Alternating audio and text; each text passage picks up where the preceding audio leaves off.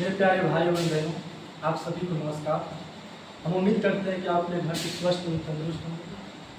तो इधर उधर की बात किए बिना आज हम अपने काम को आगे बढ़ाते हैं।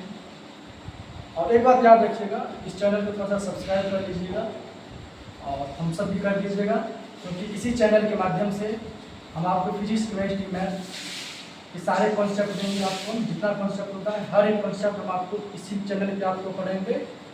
और दूसरी जगह आप मैथ पढ़े होंगे, एक बार हमसे पढ़ के आप देख लीजिएगा, मैथ आपको बिल्कुल अलग दिखेगा। मैथ आपको सबसे बिल्कुल अलग दिखेगा मैथ आपको। और खास करके जब हम इंग्लिश ग्रामर पढ़ेंगे, तो इंग्लिश ग्रामर पढ़ेंगे मतलब द कंप्लीट इंग्लिश ग्रामर पूरा कंप्लीटली पढ़ेंगे। और ऐसे पढ़ेंगे हम कि दोबारा आप पूरे लाइफ में पूरी इंग्लिश ग्रामर पढ़ने की आपको जरूरत नहीं पड़ेगा। तो आप लोगों का इससे भी प्यार बना रहा कि इस चैनल के माध्यम से हम आप लोगों के लिए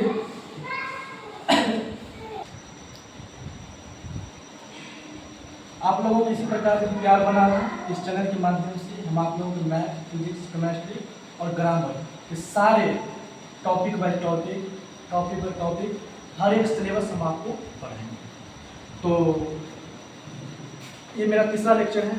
पहला लेक्चर मैंने ग्रेविटेशन का इंट्रोडक्शन मैंने दिया था। दूसरा चैप्टर मैंने न्यूटन्स लॉ ऑफ ग्रेविटेशन को मैंने बताया क्या होता है, फिर मैंने उसका एक्सप्लेनेशन किया था। आज मेरा तीसरा लेक्चर है। इस लेक्चर के माध्यम से हम आपको न्यूटन्स लॉ ऑफ ग्रेविटेशन जो हम कल पढ़ाए थे उस पर जितने भी न्यूमेरिकल आज प्रैक्टिस करेंगे। और इसमें हम एक बेसिक से हम स्टार्ट करेंगे न्यूमेरिकल का और एक लेवल तक जाएंगे। इतना हाई लेवल तक नहीं जाना है मुझे, क्लास 9 का जो लेवल है उस लेवल के हाई तक जाएंगे। और यहाँ जितने हम क्वेश्चन लेंगे हर एक क्वेश्चन डिफरेंट होंगे और हर एक क्वेश्चन में आपको कुछ ना कुछ आपको सीखने को मिलेगा आपको। आइए हम अपना काम आगे बढ़ाते हैं। तो हम पहला क्वेश्चन ये है, if 2 balls of equal masses of 1 kg are situated at the distance of 1 meter, then calculate the force acting between them। क्या कह रहा है? 2 बॉल है, 2 गेंद है, दोनों बॉल है, दोनों बॉल के मास इक्वल है। यदि इसका मास m1 है तो इसका मास भी m1 है। क्यों? क्वेश्चन ही बोल रहे हैं इफ 2 balls ऑफ इक्वल मास है, 2 बॉल है, दोनों के मास क्या है? इक्वल है। दोनों के मास क्या है? इक्वल है। इसीलिए यदि इस बॉल का मास यदि m1 है तो इस बॉल का मास भी m1 ही होगा। आगे क्या कह रहा है? वैसे m1 नहीं है, क्वेश्चन मुझे इसका मास दे चुका है 1 kg, तो इसका भी मास 1 kg होगा। और आगे क्या बोल रहा है? आर सिचुएटेड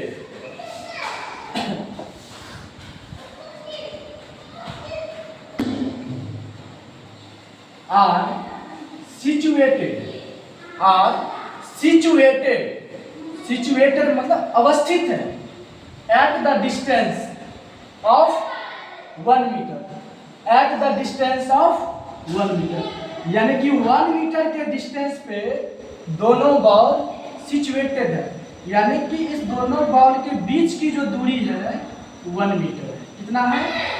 1 मीटर है। दोनों बॉल के बीच की दूरी की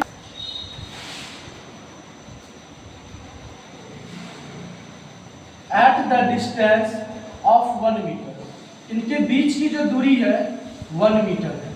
then calculate the force acting between them. तब कह रहा है कैलकुलेट कीजिए इस दोनों बॉल के बीच में जो फोर्स एक्ट कर रहा है उस फोर्स को आप कैलकुलेट कीजिए। तो जब दोनों बॉल सिचुएटेड है, अलग अलग है, 1 मीटर की डिस्टेंस पे है, फिर भी उनके बीच में एक फोर्स लग रहा है। तो कल ही बताए थे, 2 ऑब्जेक्ट के बीच में जो फोर्स लगता है उससे हम ग्रेविटेशनल फोर्स कहते हैं। क्या कहते हैं? ग्रेविटेशनल फोर्स कहते हैं।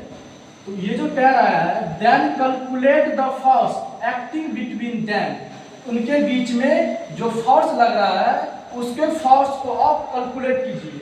उसके फोर्स को निकालने का फॉर्मूला तो हम कल ही बता दिए थे। क्या बताए थे? F equal to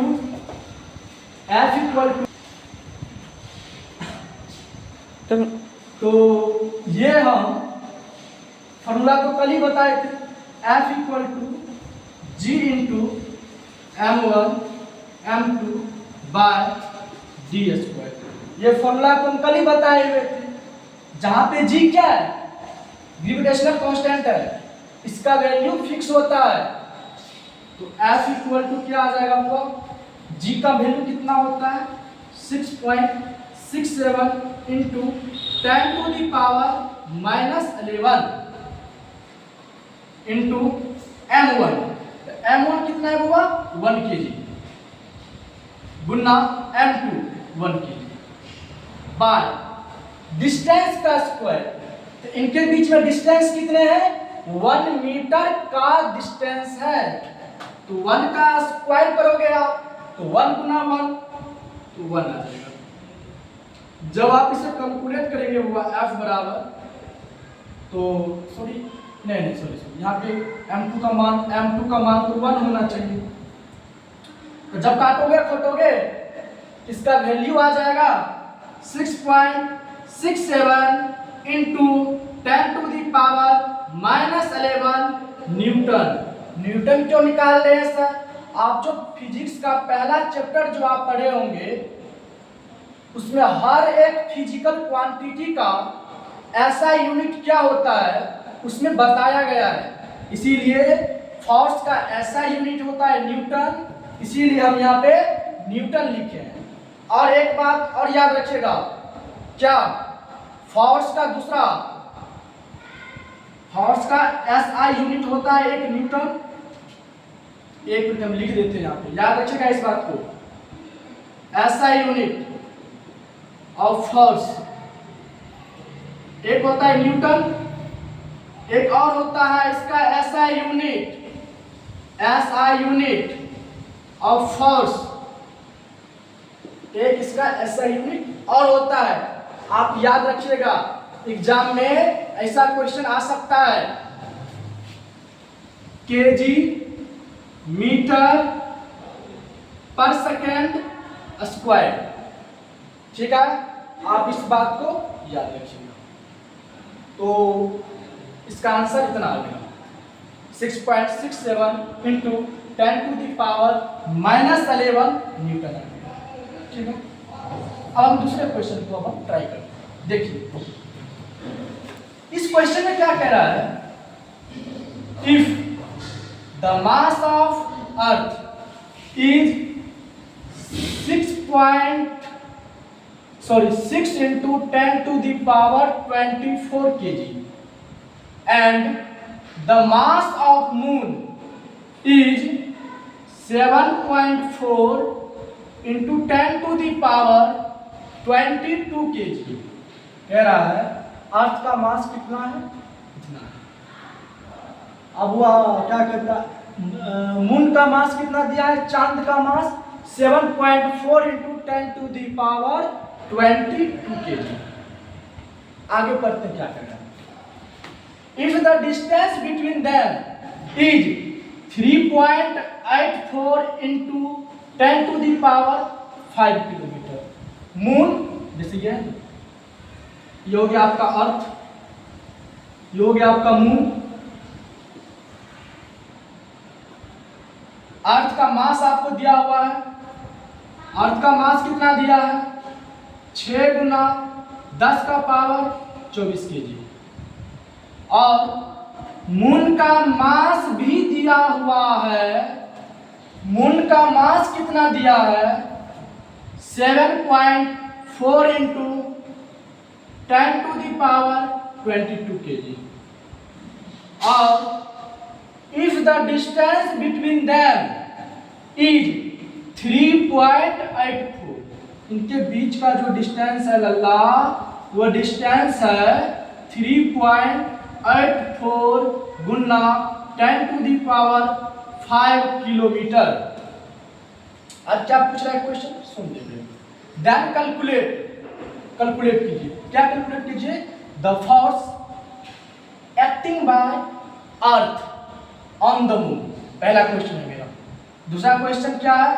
the force acting bye moon on the earth. पहला क्वेश्चन मेरा क्या है? फोर्स कैलकुलेट कीजिए। कौन सा फोर्स? अर्थ के द्वारा मून पे जो फोर्स जो एक्ट हो रहा है उस फोर्स को निकालिए।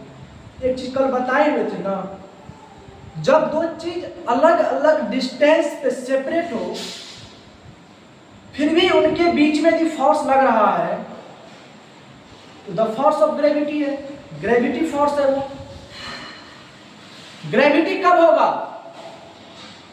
जब किसी भी ऑब्जेक्ट का अर्थ के साथ यदि हम अट्रैक्शन फोर्स निकालेंगे तो वहां पे द फोर्स ऑफ ग्रेविटी होता है। और यहां पे क्या हो रहा है? अर्थ का हम मून के साथ अट्रैक्टिंग फोर्स हम निकाल रहे हैं अर्थ का मून के साथ। यहां पे हम द फोर्स ऑफ ग्रेविटी लगा रहे हैं। जब अर्थ का किसी अदर ऑब्जेक्ट के बीच में जब हम अट्रैक्शन फोर्स निकालते हैं वो फोर्स कौन सा होता है? Force of gravity. तो अर्थ के साथ निकाल रहे हैं ना, यहाँ पे फोर्स ऑफ ग्रेविटी हम निकालेंगे। तो पहली बात आप देखिए, अर्थ का मास आपको कितना दिया हुआ है? 6 × 10⁻24 kg। और मासेज ऑफ मून कितना दिया हुआ है अल्लाह? 7.4 × 10⁻22 kg। ठीक है।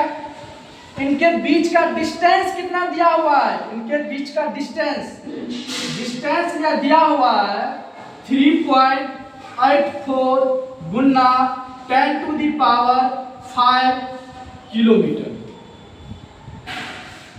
देखिए हम फोर्स निकाल रहे हैं तो फोर्स का ऐसा यूनिट हम दूसरा अभी क्या बताए हैं? फोर्स का ऐसा यूनिट होता है केजी मीटर पर सेकेंड स्क्वायर। होता है या कि नहीं होता है? केजी मीटर पर सेकेंड स्क्वायर।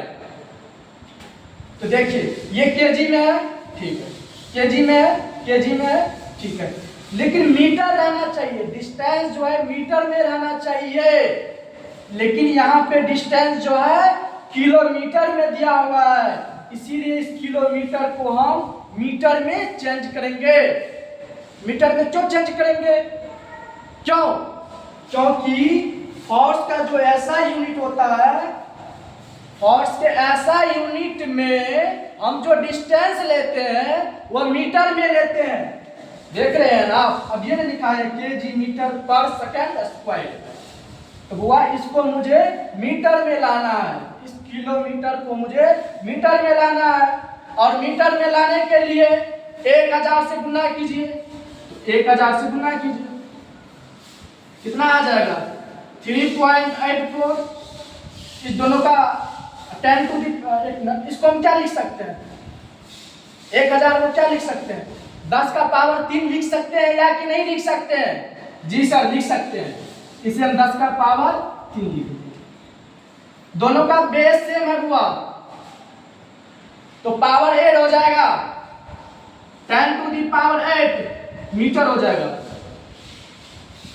तो मुझे मास ऑफ अर्थ निकाल लिए, मास ऑफ मून निकाल लिए, इनके बीच का हम डिस्टेंस निकाल लिए।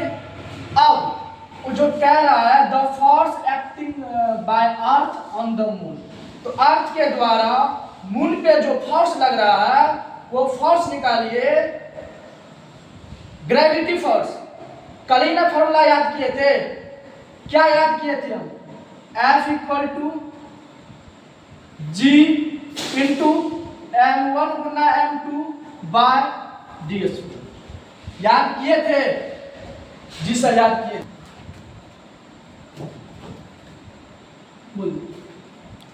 तो ये फोर्स का फॉर्मूला हम कल ही बताए थे।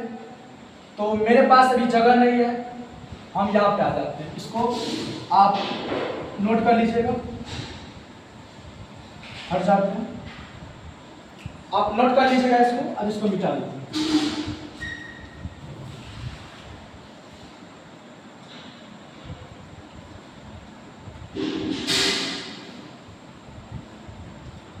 तो अब देखिए F इक्वल टू हम क्या लिखे हैं?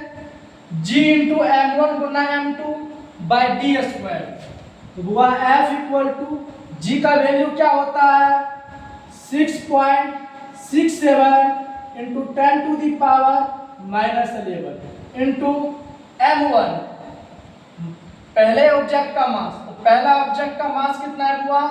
6 into 10 to the power 24 kg। 6 into 10 to the power 24 kg into m2 कितना है हुआ? 7.4 into 10 to the power 22 by distance का स्क्वायर। डिस्टेंस क्या है? 3.84 गुना 10 टू दी पावर 8 का स्क्वायर, मतलब 3.84 गुना 10 टू दी पावर 8 गुना 3.84 गुना 10 टू दी पावर 8, क्योंकि स्क्वायर है यहाँ पे। अब क्या करोगे? इतना लंबा कैलकुलेशन आ गया। कैलकुलेशन इसमें है, इसके लिए कैलकुलेशन को हम कैसे बनाएंगे, मैं आपको एक साधारण सा एक तरीका बता रहा हूं। देखिए यहाँ पे कैलकुलेशन कितना लंबा चौड़ा आ गया। कैसे बनेंगे इसको? कैसे इसको तोड़ेंगे इस कैलकुलेशन को? इसको तोड़ने का मैं आपको एक साधारण सा तरीका बता रहा हूं। वो तरीका ये है कि 10 के जितने पावर है, सारे 10 के पावर को आप एक साथ ले लीजिए। जितने भी 10 के पावर हैं सबको आप एक साथ ले लीजिए। बाकी जो बच जाता है उसको आप अलग ले लीजिए। इजीली आप इसको क्रैक कर जाइएगा। कैसे करते हैं हम देखिए। ये जो है, जो सिंपल नंबर है उसको हम एक साथ ले लेते हैं, गुना इसको ले लिए, अब इसको ले लेते हैं 6.67 ले लिए इंटू 6 इंटू 7.4। अब जो 10 के पावर वाले हैं उनको आप एक साथ ले लीजिए। आइए 10 to the power minus 11 into 10 to the power 24 into 10 to the power 22, ताकि कैलकुलेशन हल्का हो जाओ, ताकि कैलकुलेशन हल्का हो जाए। इसीलिए मैंने क्या किया, जो 10 के पावर वाले थे, जो 10 के पावर वाले थे, उनको मैंने एक साथ ले लिया। अब विदाउट 10 टू दी पावर, जो बिना 10 के पावर के थे, उनको मैंने एक साथ ले लिया। अब बोर्ड पे देख सकते हो। अब 3.84 गुना 3.84 को आप एक साथ ले लीजिए। इस दोनों को एक साथ ले लीजिए। 10 का पावर 8 गुना 10 का पावर 8। अब आप इसे घर पे भी इजी वे में सॉल्व कर सकते हैं। मैंने इस काम को बहुत हल्का इजी कर दिया है। फिर भी यदि आपको हार्ड लग रहा हो तो इसका मतलब है आपको प्रैक्टिस की जरूरत है। आपको प्रैक्टिस की जरूरत है। हम कैसे बनाते हैं इसको देखिए। बेस सेम है हुआ, बेस इसका भी सेम है, इसका भी बेस सेम है, इसका भी बेस सेम है, तो पावर का ऐड हो जाएगा। होगा या कि नहीं होगा? तो 10 का power minus 11 plus 24 plus 22, power का ऐड होगा या कि नहीं होगा? जब पावर का हम ऐड करेंगे तो 4 2 6, 10 का पावर माइनस 11 प्लस 6 46 आ गया। Minus 11 plus 46। फिर से जब इसको हम तोड़ेंगे तो आ जाएगा, क्योंकि माइनस में है एक प्लस में है, तो 10 का पावर 5, 4 में से चला गया 3, 35। तो इस पूरा को जो हम तोड़े हुआ तो कितना आ गया? 10 का पावर 35 आ गया। तो हम इसको मिटा देते हैं इसके जगह पे 10 टू दी पावर 35 हम यहाँ पे लिख देंगे। 10 टू दी पावर 30। अब ये देखिए हुआ 10 का पावर 8 है और 10 का पावर 8 है, बेस सेम है, पावर जुड़ जाएगा तो 10 का पावर कितने हो जाएंगे 16। हम इसको मिटा देते हैं। समझ रहे हैं ना। अब देखिए आप क्लास 8 में आप एक्सपोनेंट चैप्टर में एक चीज पढ़े होंगे, a का पावर m बाय a का पावर n। जब बेस सेम हो तो पावर घट जाता है, तो 35 में से 16 घट जाएगा, तो 35 में से 16 घटेगा कितना आएगा वो 15 में से 6 चला गया 9, इधर बच गया 2, 2 में से 1 चला गया 1। तो यानी कि इसको मैंने इसके साथ मैंने डाटा का कैलकुलेट किया तो ऊपर में आएंगे 10 का पावर 19। इसको मिटा देते हैं। ऊपर में क्या चला गया 10 का पावर 19 चला गया। एम आई राइट। अब देखिए 19 क्यों किए, क्योंकि ऊपर में था 10 का पावर 35, नीचे में था 10 का पावर 16। अभी ये फॉर्मूला बताए ना आपको हम, जब बेस सेम हो पावर डिफरेंट हो तो पावर सब्सट्रैक्ट हो जाता है। क्लास 8 में नहीं पढ़े हैं, वही कॉन्सेप्ट हम यहाँ पे लगाए। अब देखिए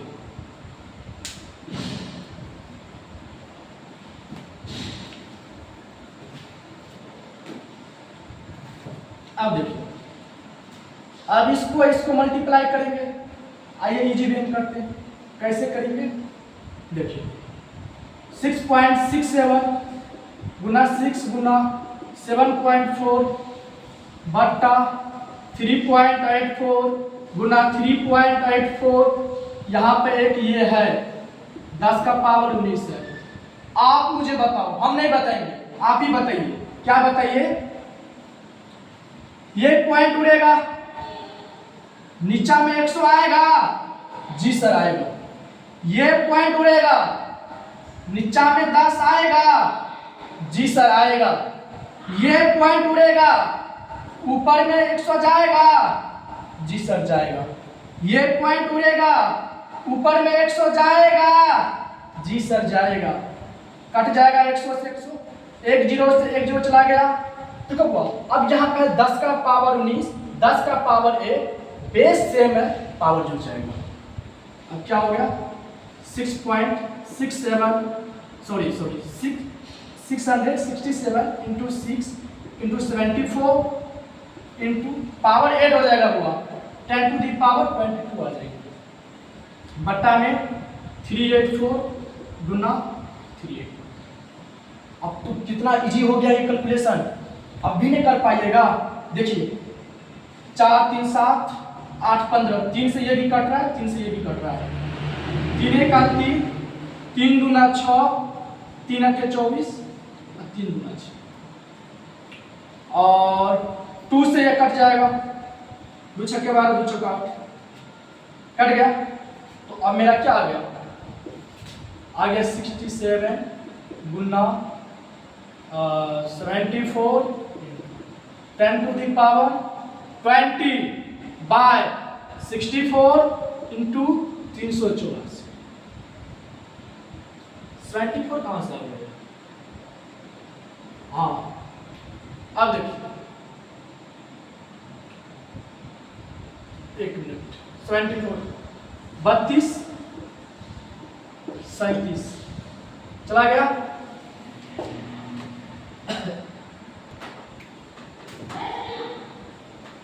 अब देखिए इस 667 को जब आप 37 से जब आप मल्टीप्लाई कीजिएगा तो आ जाएगा कितना 24।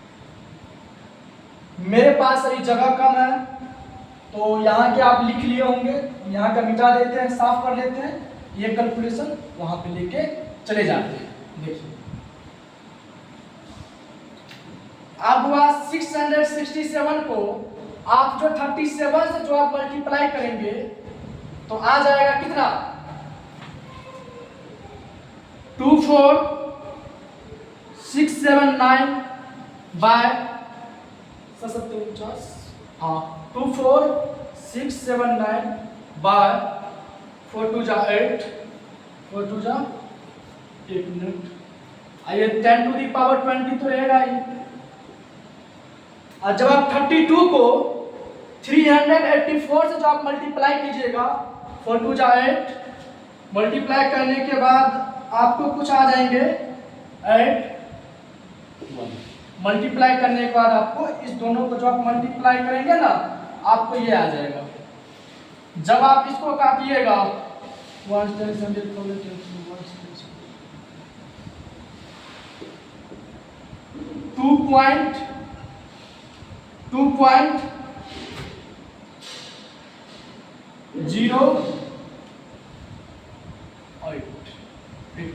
हाँ लगभग, मैं एक्चुअल मैं नहीं निकाला हूँ, मैं अंदाजा ही मारा हूँ, अनुमान लगाए हम। इसको जब आप काटिएगा ना इसको, तो 2.08 गुना 10 टू दी पावर 20, ये आपका आंसर होगा। अब देखिए इस क्वेश्चन में हमने क्या क्या सीखा। मैं बोला था हर एक क्वेश्चन में कुछ ना कुछ आपको सीखने को मिलेगा, क्योंकि क्वेश्चन सेटिंग करके लाया। इस क्वेश्चन में आपको क्या सीखने को मिला? आपको ये सीखने को मिला मास को हमेशा केजी में रखना है। मास यदि ग्राम में है आप उसे केजी में चेंज कर लेंगे। मास को हमेशा केजी में रखना है। उनके बीच के डिस्टेंस को हमेशा आप मीटर में रखेंगे। यह सीखने को मिला आपको। और तीसरी बात आपको क्या सीखने को मिला इस क्वेश्चन में? सीखने के आपको ये मिला कि जब कैलकुलेशन लंबा हो तो 10 के पावर को एक साथ ले लीजिए और बिना 10 के पावर को एक साथ ले लीजिए और आप इजी वे में से आप बना लीजिएगा। देखिए कितना इजी वे में बन गया। और अब देखिए मैंने पहला क्वेश्चन मैंने बना दिया। दूसरा क्वेश्चन देखिए अब क्या कह रहा है। मैंने क्या निकाला अभी? Force acting by earth on the moon. Earth के द्वारा, फोर्स पे अर्थ के द्वारा बाय अर्थ मून पे जो अट्रैक्टिंग फोर्स लगेंगे वो आपका इतना न्यूटन आंसर आएगा। दूसरा क्वेश्चन क्या पूछ रहा है? The force acting bye moon on the.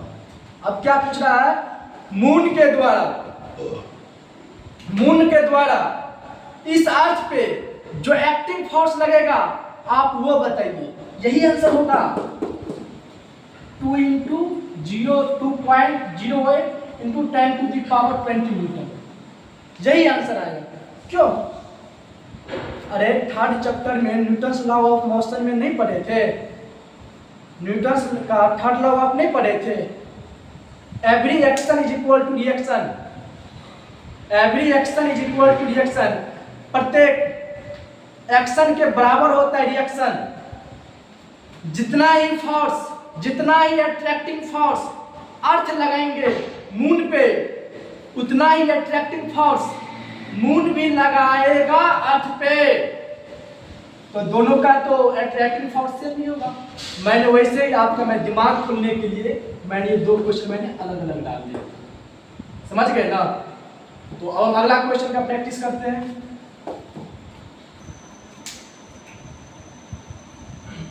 मैंने अभी तक 2 क्वेश्चन का प्रैक्टिस कर चुका हूं। मेरा तीसरा क्वेश्चन है और मेरा ये चौथा क्वेश्चन है। तो मैंने पहला क्वेश्चन जो लिया था एक बेसिक क्वेश्चन लिया। मैंने जो दूसरा क्वेश्चन लिया था उसमें आपको क्या सीखने को मिला तो मैं आपको बता चुका। फिर मैं तीसरा क्वेश्चन लिया हूं, चौथा क्वेश्चन। तो आप तीसरा क्वेश्चन को वीडियो को पॉज करके आप ट्राई कीजिए। हम नहीं बनाएंगे, पहले आप वीडियो को पॉज करके आप इस वीडियो को बनाने, इस क्वेश्चन को बनाने का प्रयास कीजिए। तो आप शायद बना लिया होंगे इस क्वेश्चन को। अब इस क्वेश्चन को हम बनाते हैं। क्या है question Babu? What is the magnitude of gravitational force? between the earth and 1 kg of object on its surface. Question क्या पूछ रहा है आपसे? कह रहा है what is the magnitude of gravitational force. अंदाजा लगाए एक चीज, क्वेश्चन गलत है। क्यों गलत? क्योंकि अर्थ और किसी अदर ऑब्जेक्ट के बीच में जो फोर्स लगते हैं उसे हम ग्रेविटेशनल फोर्स नहीं कहते हैं, फोर्स ऑफ ग्रेविटी कहते हैं। इसलिए मेरा क्वेश्चन यहाँ पे मिस्टेक है, आपने देखा नहीं। What is the magnitude of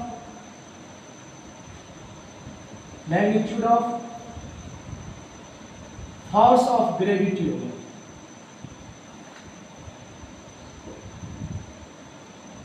What is the magnitude of force of gravity between the earth है ये, और इसी पे एक ऑब्जेक्ट रखा हुआ है। ये अर्थ है, अर्थ का सरफेस हो गया ये, और इसी अर्थ पे एक ऑब्जेक्ट रखा हुआ है। इस ऑब्जेक्ट का मास कितना है पूरा? 1 kg। 1 kg of object on its surface। Question देखिए क्या, क्वेश्चन क्या कह रहा है?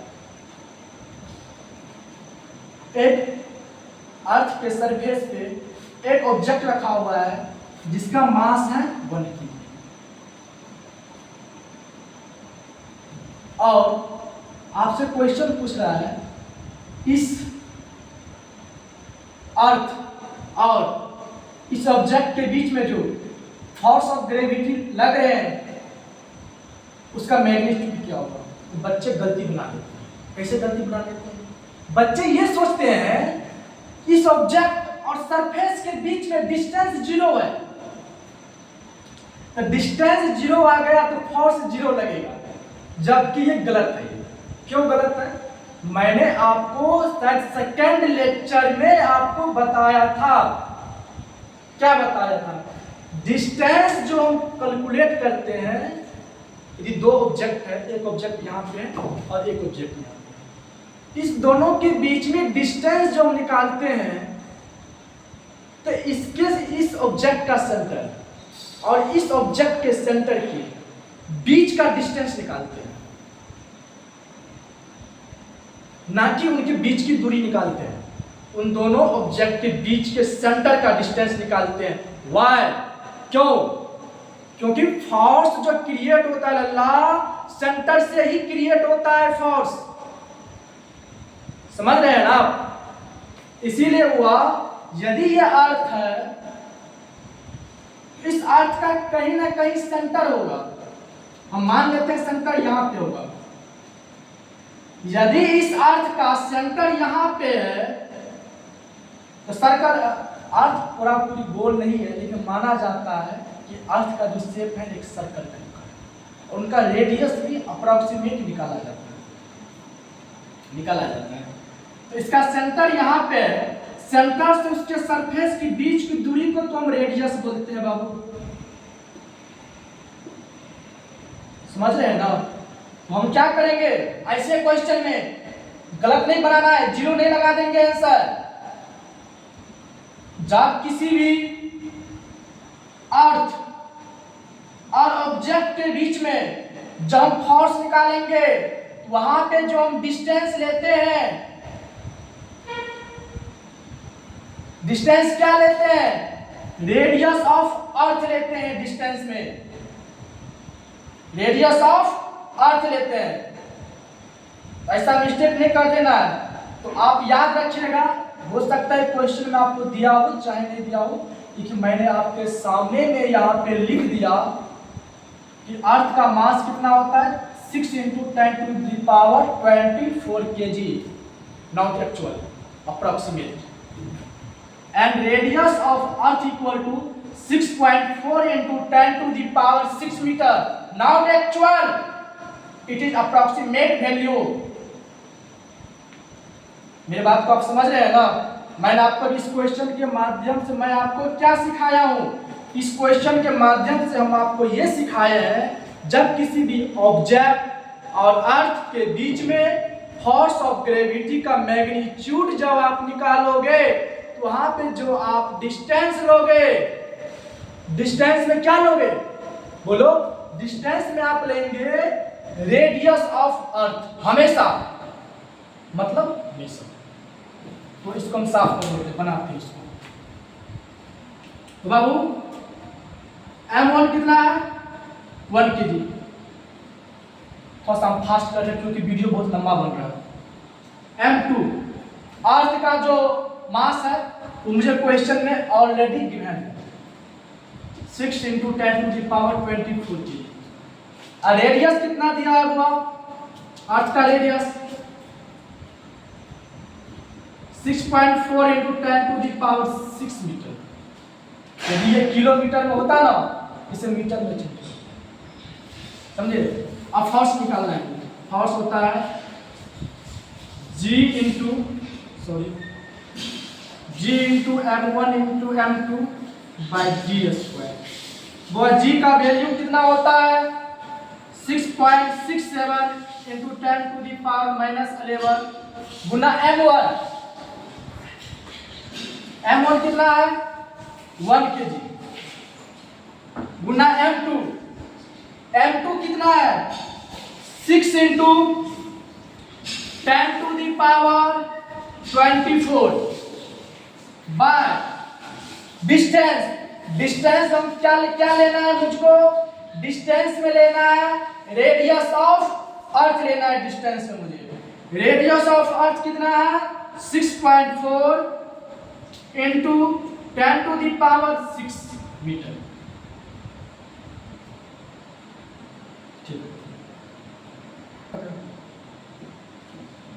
जगह नहीं है मेरे पास, यहां पे लेकर चले जाते हैं हम इस एप्लीकेशन को।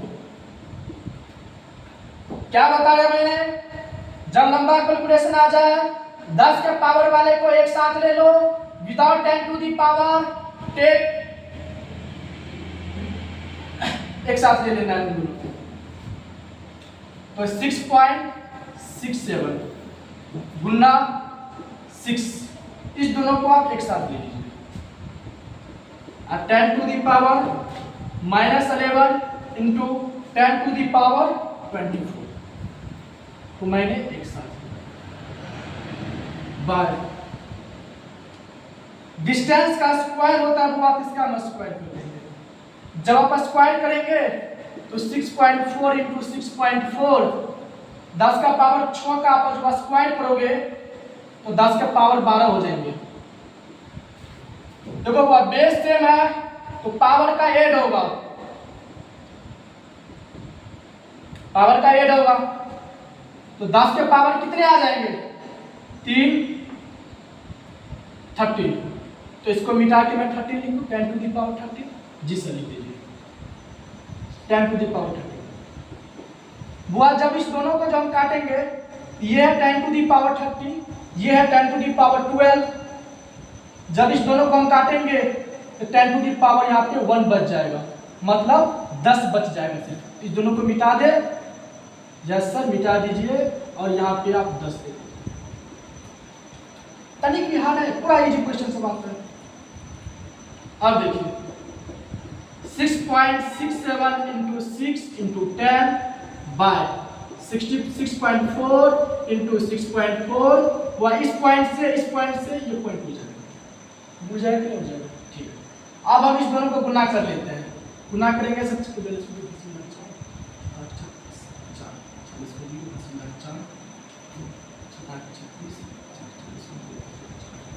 7 6 42, 4 रिमेनिंग बच गया, 36 और 40 को 0 बच गया 4 36 इंटू 10 बाय, जब इस दोनों को हम गुना करेंगे वह 64 को 64 से जब हम गुना करेंगे तो आपका आ जाएगा, गुना करते हैं ये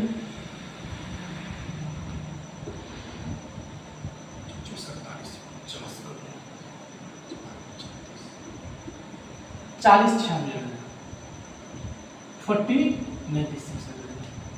अब हो सकता है कि गुना भागा हमसे मिस्टेक हो जाए, जनरली हमसे गुना भागा मिस्टेक होते रहता है। इतना क्या आ जाएगा आपका निकल आ जाएगा। अब गुना भागा कर लीजिएगा, जो आएगा आपका कोई आपका आंसर नहीं। तो आप इसे एक बार राइट कर लीजिएगा, आप साइड हो जाते हैं।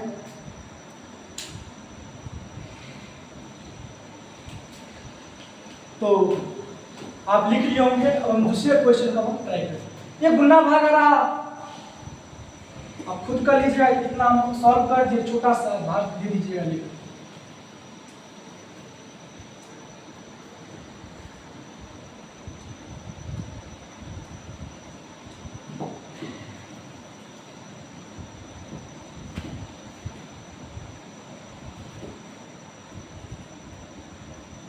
ये क्वेश्चन जो है हुआ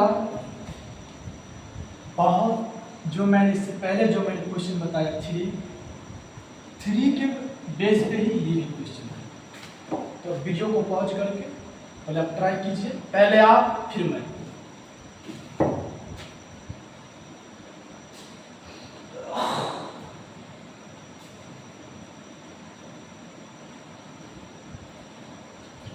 तो उम्मीद करते हैं कि आप बना लिए होंगे इस क्वेश्चन को। देखिए इसमें क्या है, what is the magnitude of gravitational force between the अर्थ। फिर यहां पर भी क्वेश्चन गलत है, ग्रेविटेशनल फोर्स नहीं होगा। जब भी अर्थ और किसी दूसरे ऑब्जेक्ट के बीच में जो फोर्स लगता है उसे हम फोर्स ऑफ ग्रेविटी करते हैं।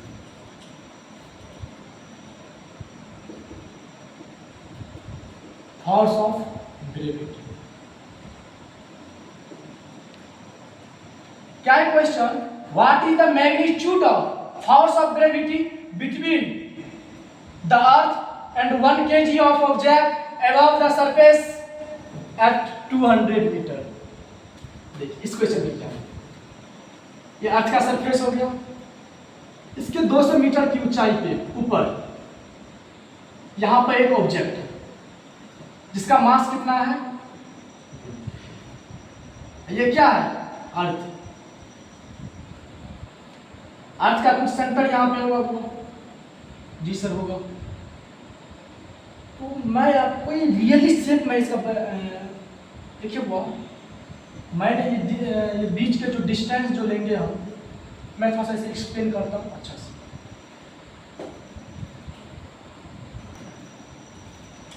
देखिए इसका फिगर कुछ हम बनाते हैं, इसके फिगर कुछ इस प्रकार से। यहाँ पे सेंटर होगा अर्थ के, और मैं यहाँ पे फिगर मैं वैसे नहीं बना पा रहा हूँ, तो हटाइए इस बात को, सीधा समझिए आप। क्या क्या जब अर्थ और किसी ऑब्जेक्ट के बीच में फोर्स ऑफ ग्रेविटी निकालते हैं तो वहां पे हम अर्थ का रेडियस लेते हैं। क्या लेते हैं, अर्थ का रेडियस लेते हैं। उनके बीच के जो डिस्टेंस है, डिस्टेंस को हम काउंटिंग नहीं करते हैं। क्यों नहीं करते हैं, मैं उतना बात मैं बताना नहीं चाह रहा हूँ, वीडियो लंबा हो जाएगा। जब आप आगे क्लास में जाएंगे, सीनियर क्लास में जाएंगे, 11th में जाएंगे, वहाँ पे आपको ये चीज़ सब वहाँ पे आपको समझ में आएगी। मेरा पहला नोट इस क्वेश्चन के माध्यम से क्या सिखा रहा हूँ सुनिए, आप याद रखिएगा। जब किसी भी ऑब्जेक्ट और अर्थ के बीच में फोर्स ऑफ ग्रेविटी निकालते हैं तो उनके बीच का जो डिस्टेंस होता है, डिस्टेंस हम क्या लेते हैं, रेडियस ऑफ अर्थ लेते हैं। याद रखिएगा हमेशा। अर्थ का रेडियस कितना होता है, पहले ये देखिए, अर्थ का मास कितना होता है, अभी मैं तुरंत बताया था, और अर्थ के रेडियस कितने, अभी तुरंत मैंने बताया। तो अर्थ के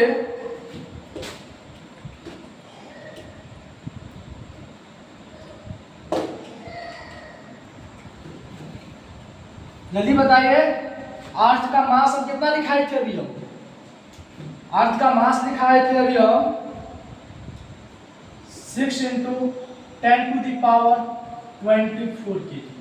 एक्चुअल नहीं है, अप्रोक्सीमेट वैल्यू है।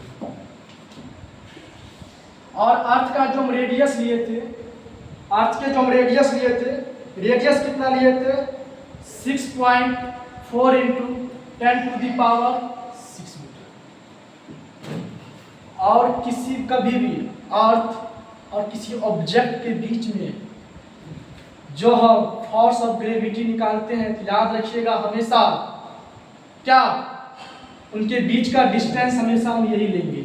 और इनके बीच के सरफेस और इस ऑब्जेक्ट के बीच का जो डिस्टेंस जो 200 मीटर जो दिया हुआ है, इससे हम काउंटिंग में नहीं लेते हैं। ठीक है ना?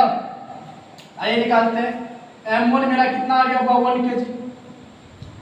m2 कितना आ गया मेरा अर्थ का मास 6 × 10⁻24 kg। और डिस्टेंस कितना होगा? डिस्टेंस क्या लीजिएगा? अब ये ना बोले किसी अर्थ और किसी ऑब्जेक्ट के बीच में जो फोर्स ऑफ ग्रेविटी निकालेंगे, तो अर्थ का जो रेडियस होता है ना, वही हम डिस्टेंस लेते हैं। बार बार बोल रहे हैं इस चीज को। अर्थ का रेडियस कितना है? 6.4 × 10⁻6 मीटर। मुझे फोर्स निकालना है। क्या होता है? G × m1 × m2 d²। तो G का वैल्यू 6.67 × 10⁻11, m1 का वैल्यू 1, m2 का वैल्यू 6 × 10⁻24 d²। मतलब क्या? अर्थ का जो रेडियस है वो रेडियस लेना है। 6.4 × 10⁻6 × 6.4 × 10⁻6। कैलकुलेशन है, ये कैलकुलेशन है, छोटा मोटा कैलकुलेशन है। अब बना लीजिएगा। अब हर एक क्वेश्चन को जब हम बनाने लग जाएंगे बहुत ज़्यादा टाइम लग जाएगा, तो आप कैलकुलेशन है खुद से सॉल्व कर सकते हैं। अब एक बात और मैं आपको बताना चाह रहा हूँ, 2 बात मैं आपको बता रहा हूँ इस क्वेश्चन में। क्या बता रहा हूँ? जब किसी भी अर्थ और ऑब्जेक्ट के बीच में फोर्स ऑफ जो अट्रैक्शन निकालते हैं, उसमें जो डिस्टेंस होता है, डिस्टेंस हम क्या लेते हैं? Earth of radius. उनके बीच के जो डिस्टेंस जो होता है, ये डिस्टेंस, इस डिस्टेंस को हम निगलेक्ट कर देते हैं। क्यों कर देते हैं? इसके पीछे रीजन है। निगलेक्ट नहीं करते हैं, वैसे मैं आपको समझाने के लिए बोल रहा हूँ। इसके बीच का ये डिस्टेंस था 200 मीटर, इसे मैं निगलेक्ट कर देता हूँ, लेकिन मैं इसे रियलिटी में निगलेक्ट नहीं करते हैं। बात कुछ और होता है, मैं आपको समझा नहीं सकता हूँ। आप जब क्लास 11th में जाएंगे तो आप ऑटोमेटिक वहां पे सीख जाइएगा। सीधा आप अब ये समझिए, इनके बीच के जो डिस्टेंस है वो डिस्टेंस मुझे नहीं लेना है। डिस्टेंस के जगह पे रेडियस ऑफ अर्थ लेना है। दूसरी बात, जब अर्थ और किसी सैटेलाइट के बीच में फोर्स ऑफ अट्रैक्शन निकालेंगे, ऐसा भी पूछा सकता है। जब किसी भी अर्थ और सैटेलाइट के बीच में फोर्स ऑफ अट्रैक्शन निकालेंगे, जैसे कि आपको अर्थ और मून के बीच में आपको फोर्स ऑफ अट्रैक्शन निकालना हो, या अर्थ और सन के बीच में, सूर्य के बीच में फोर्स ऑफ अट्रैक्शन निकालना हो, तो वहां पे जो आप डिस्टेंस लेंगे, डिस्टेंस ये नहीं लेना है। डिस्टेंस आपको क्वेश्चन में दिया जाएगा। मैं क्या कह रहा हूं? जब अर्थ और किसी सैटेलाइट के बीच में फोर्स ऑफ अट्रैक्शन निकालेंगे, तो उनके बीच का डिस्टेंस जो आपको क्वेश्चन में दिया जाएगा, यदि वो डिस्टेंस जो क्वेश्चन में दिया जा रहा है यदि इससे बड़ा वैल्यू है, तो वो लेना है जो आपको क्वेश्चन में गिवन होगा। जब अर्थ और किसी सैटेलाइट के बीच में फोर्स ऑफ अट्रैक्शन निकालना है, तो क्वेश्चन में जो डिस्टेंस गिवन रहेगा वो डिस्टेंस आपको लेना है। लेकिन अर्थ और किसी ऑब्जेक्ट के बीच में फोर्स ऑफ अट्रैक्शन निकालेंगे, तो वहां पर हम अर्थ ऑफ रेडियस लेंगे। मैं आज आपके साथ 4 क्वेश्चन का प्रैक्टिस कर चुका हूं, और मैं आज आपको कुछ होमवर्क दे रहा हूं। आपको घर पे प्रैक्टिस करना है। 4-5 क्वेश्चन में आपको होमवर्क दे रहा हूं।